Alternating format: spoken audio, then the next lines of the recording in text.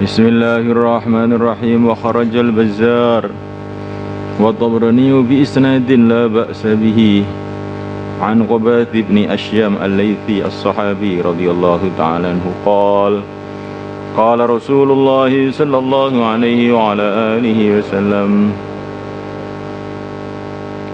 salatul rajulaini, salatnya dua orang laki-laki, ya mengimami ahaduhuma, salah satu dari keduanya, sahibahu, temannya, azka, adalah lebih baik, indallahi, di sisi Allah, lebih banyak pahalanya.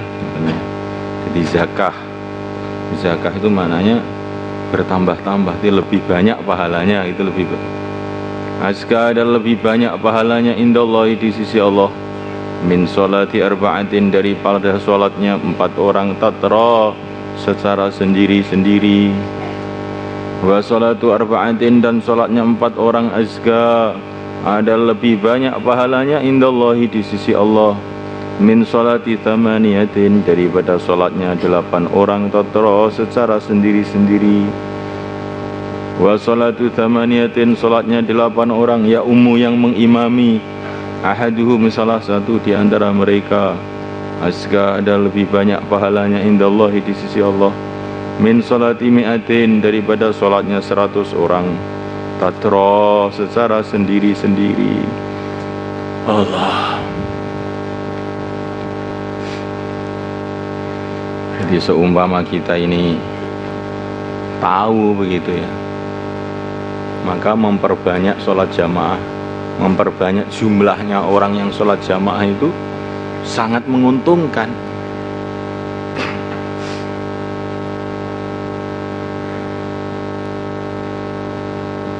Dan kita memandang saudara muslim kita ini harus dengan pandangan ghaib seperti ini.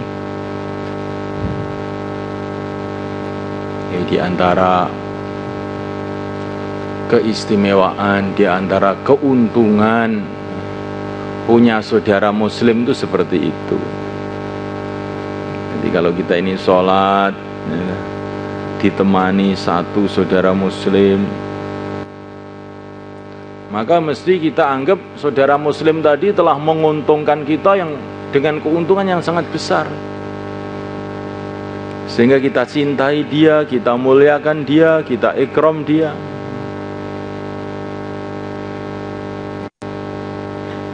Jangan kita ini habis sholat seolah-olah ini saudara-saudara muslim kita di kanan kiri kita ini tidak berbuat jasa apa-apa kepada kita. Jangan seperti itu. Itu berarti kita ini pandangannya kepada zahir saja. Tapi kalau pandangannya kepada ghaib, sebetulnya kanan kiri kita ini telah berbuat banyak kebaikan kepada kita. Nah, inilah diantara hikmah kenapa habis sholat kita disuruh mengucapkan salam, assalamualaikum warahmatullahi, kepada orang-orang sebelah kanan kita, assalamualaikum warahmatullahi, kepada orang-orang sebelah kiri kita.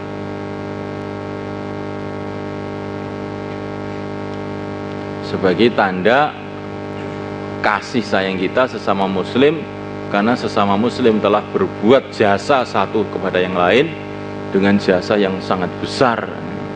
Kalau ditampakkan itu lebih besar dari kalau kita ini diberi uang jutaan, miliaran, triliunan oleh orang-orang sekitar kita itu. Ya, orang iman tuh belajar menilai apa-apa dengan secara iman.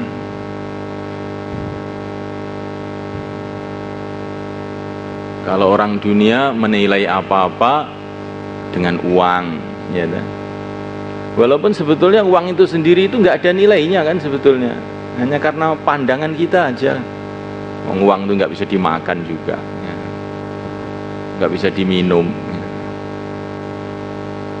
Tapi kita menilai apa-apa dengan uang, ini dengan uang, ini dengan uang, harganya berapa? Lah orang ahlul iman menilai apa-apa dengan pahalanya. Loh, pahala itu apa bisa dimakan, Pak? Oh, bukan hanya bisa dimakan, bisa kamu makan selama-lamanya, ya. Bisa kamu makan jutaan tahun, miliaran tahun.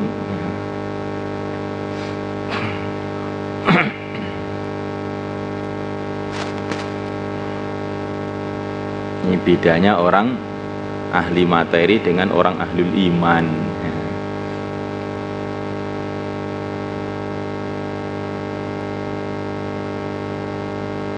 Kalau orang ahli dunia, kalau duduk bersama orang kaya, bersama pejabat, maka dia ini sangat merasa beruntung. Tapi orang ahlul iman, kalau duduk bersama orang ahli zikir, merasa beruntung. Dzalika qaumun la yashqa bihim jalisuhum. Karena Nabi mengatakan orang yang duduk bersama orang ahli zikir tidak akan celaka. Jadi kita belajar memandang itu dengan ilmu yang kita punyai ini. Memandang apa itu?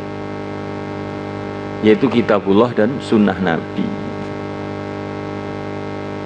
Itu baru benar. Jangan memandang apa-apa dengan mata, pandang dengan ilmu. Baru namanya kamu ahli ilmu. Dokter memandang orang itu bukan dengan matanya, dengan ilmunya.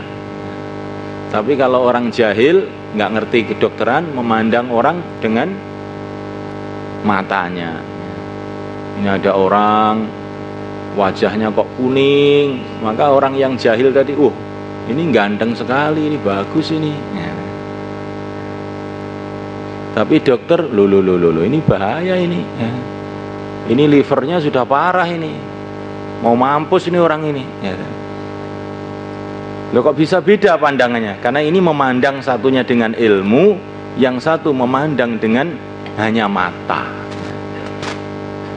Lah orang ahli ilmu agama ya memandang apa-apa dengan ilmu agamanya, jangan memandang apa-apa dengan pandangan hanya mata polos atau dengan pandangan mata orang ahli ilmu dunia.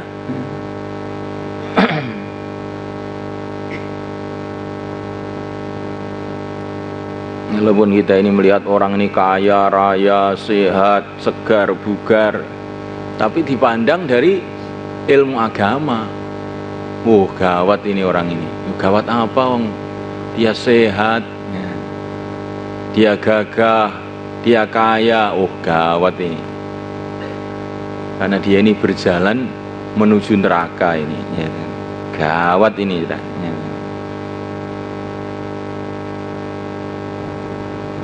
Ini namanya kita ini memandang dengan ilmu namanya. Ini ada orang miskin, Masya Allah, orang ini hebat betul. Yang hebat apanya? Yang miskin, mengkas-mengkis Senin Kemis begitu kok. Loh, ini ahli ibadah ini, orang hebat ini. Sebentar lagi jadi raja di surga ini. Ini kalau kita memandang orang dengan ilmu, jadinya begitu. Jadi kalau memandang orang dengan mata polos atau memandang orang dengan ilmu dunia, ya nanti lain lagi penilaiannya. Kalau orang ahli ilmu politik memandang orang ini calon jadi apa calon tidak jadi, itu aja. Mau jadi DPR apa tidak, itu pandangannya begitu. Orang tidak melihat ini sehat apa ini tidak sehat, nggak dipikir itu orang politik. Yang dipikir itu jadi apa nggak jadi. Tapi kalau dokter yang dipikir ini sehat atau sakit. Kalau orang ahli ekonomi yang dipikir kaya atau miskin.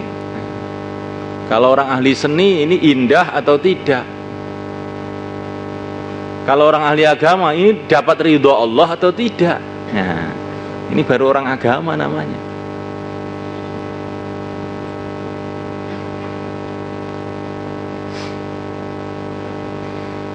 Thawabu man shallal isya'a was subha fi jamaah. Pahala orang yang sholat isya dan subuh secara berjamaah. Qala Allah Ta'ala wa Qur'anal fajr. Inna Qur'anal fajri kana mashhuda. Dan membaca Quran pada waktu sholat subuh. Sesungguhnya membaca Quran pada waktu sholat subuh kana masyhuda adalah dihadiri para malaikat. Qala al-mufassirun al-muradu yang dikehendaki dengan ayat wa Qur'an al-fajr, salatus subhi adalah salat subuh, tashhaduha menghadiri salat subuh itu malaikatul lail, malaikat malam, malaikat yang giliran malam, wa malaikatun nahar dan malaikat giliran siang. Allah. Wa an Utsman radhiyallahu ta'ala anhu qala sami'tu Rasulullah sallallahu alaihi wa ala alihi wasallam qala yaqul man shallal isya, barang siapa salat isya fi jama'atin dalam berjamaah, fi jama'atin di dalam jamaah, faka'ana maqama maka seolah-olah dia telah salat nisfal laili separuh malam.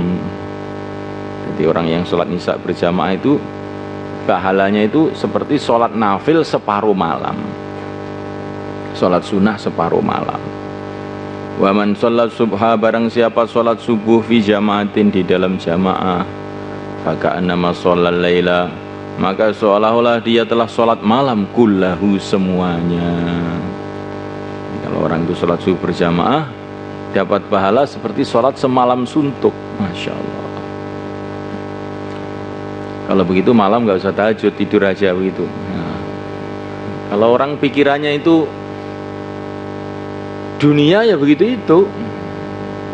Jadi ini membaca ilmu agama tapi pikirannya dunia, pikirannya mau tidur. Ya. Maka setelah dapat berita orang sholat jamaah subuh seperti sholat semalam suntuk, kalau begitu mulai malam hari nanti saya tak tidur saja setelah sholat isya. Iya kan? Tetapi kalau orang itu yang dipikir akhirat, nah tidak seperti itu. Berarti ini mau saya tambah lagi ini, ini. Akan saya tambah lagi ini. Barang siapa yang sholat berjamaah isya, ini nanti di sini juga ada ini. Kemudian sholat 4 rakaat, maka seperti sholat malam Lailatul Qadar. Jadi saya nanti malam itu mau dapat pahala sholat semalam suntuk, juga ingin dapat sholat Lailatul Qadar, juga saya ingin dapat fadilahnya tahajud. Nah, kalau orang itu urusan akhirat itu rakus, itu benar itu. Ya, kan? Nah, kalau urusan dunia kita ini nerima apa adanya aja. Alah, dunia sebentar aja, dikit-dikit aja nggak apa-apa lah. Ya. Tapi kalau sudah urusan akhirat rakus, karena akhirat itu lama betul itu. Kalau sudah sampai sana nggak bisa tambah lagi. Ya.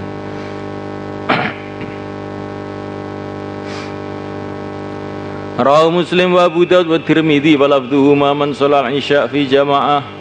Barang siapa salat isya di dalam jamaah, kana maka adalah kaqiyamin nisfil lail seperti salat separuh malam. Wa man sholal isya, barang siapa salat isya wal fajr dan salat fajar fi jamaatin dalam berjamaah, kana maka adalah kaqiyamil lailatin seperti salat semalam suntuk. Masya Allah.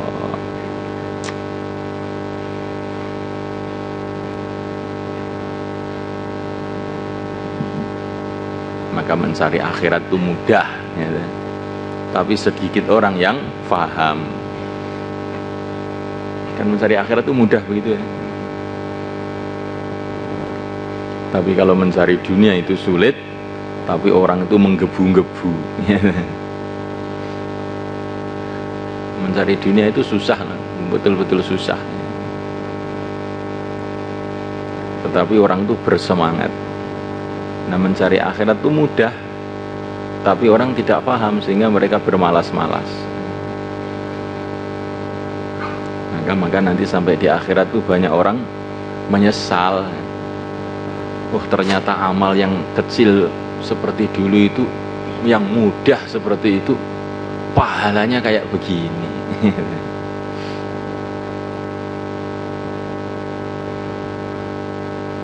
Nah, kita bayangkan kita ini mau ke akhirat kok. Kita bayangkan keadaan-keadaan akhirat, bagaimana penyesalan kita nanti di sana kalau kita tidak habis-habisan. Maka dikatakan para ulama, panasnya hati orang ahli neraka itu lebih panas dari neraka itu sendiri. Orang ahli neraka itu, Masya Allah, dulu saya ini sabar sebentar aja, nggak begini loh, dulu kok yang nggak mau sabar. Dulu kita kalau mau sabar sebentar aja, mau berpikir sebentar saja, kita nggak bernasib seperti ini. Lau kunna nasma'u aw na'qilu ma kunna fi ashabis sa'ir. Agar